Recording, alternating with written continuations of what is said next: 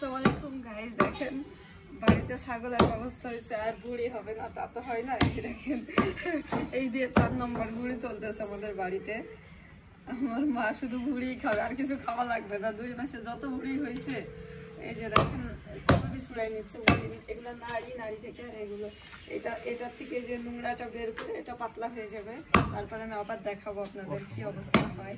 আর আজকে বুড়ি পরিষ্কার করার ভিডিও করে আপনাদের দেখাবো ইনশাল্লাহ। চেষ্টা করি যে ছাগল কিনে নিজেদের বাড়িতেই রেডি করে নিতে যায়, তাহলে ভুড়িটাও খাওয়া হয়, ঠ্যাং মাথা এগুলোও হয়, এবং ছাগলের কোয়ালিটিটা মাংসর সাথে কোনো কম্প্রোমাইজ হয় না, মাংসও খুব ভালো হয়।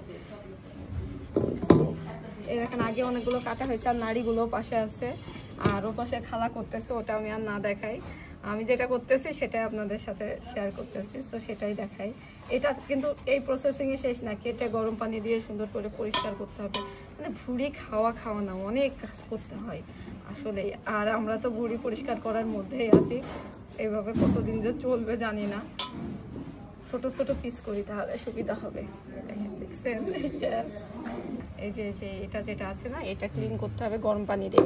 অনেকে চুন দিয়েও পরিষ্কার করে, বাট চুন দিয়ে করলে এত বেশি মজা লাগে না।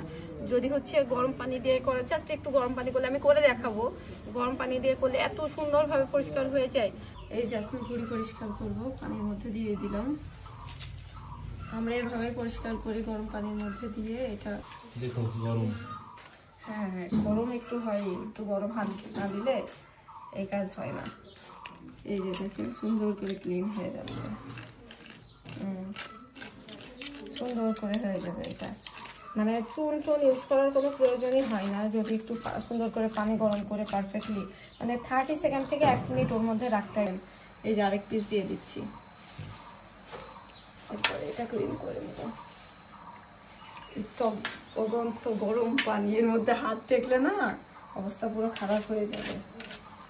এখন এটা তুলে নিই। এই যে এগুলো পরিষ্কার করা আরো সহজ।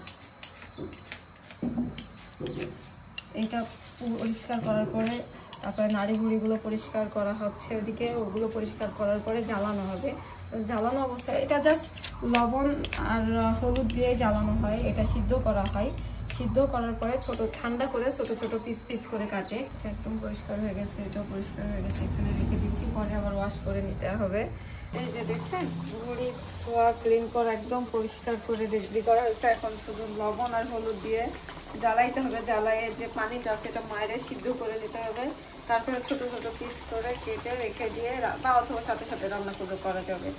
তো এটাই হচ্ছে ভুড়ি পরিষ্কারের প্রসেসিং।